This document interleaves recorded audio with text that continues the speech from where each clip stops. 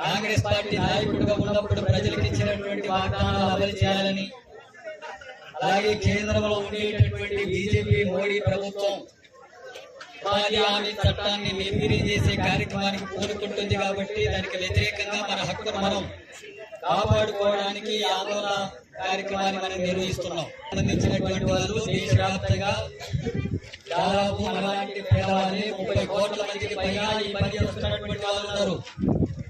ఇంకా పని చేయడానికి సిద్ధంగా ఉన్నామని చెప్పి వాళ్ళు దరఖాస్తులు పెట్టుకుంటుంటే వాళ్ళకి జాబ్ కార్డులు ఇవ్వడం లేదు.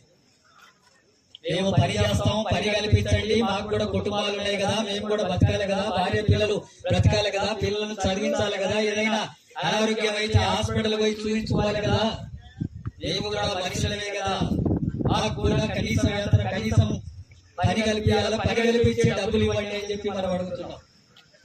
ఆ పని కల్పించే డబ్బులు ఇవ్వండి అంటే బీజేపీ ప్రభుత్వం అంటుంది ఈ ఉపాధి పని చేసే వాళ్ళు లేరు, పేదలు లేరు, కూలీలు లేరు, ఇక ఆ పని అందరికీ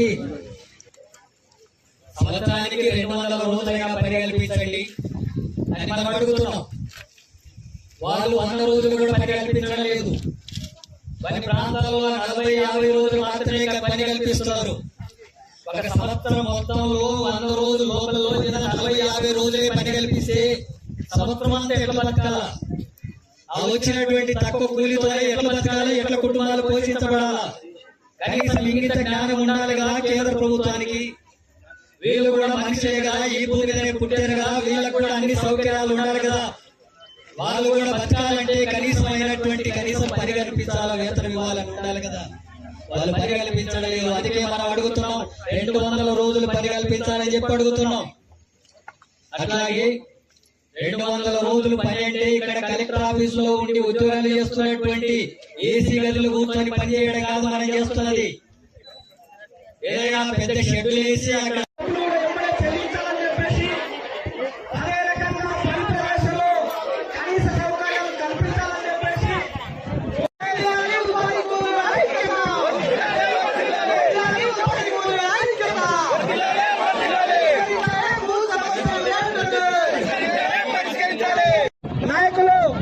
జంగయ్య గారు, శ్యామ్ సుందర్ గారు, జిల్లా రాష్ట్ర మండల నాయకులు అనేక మంది ఈ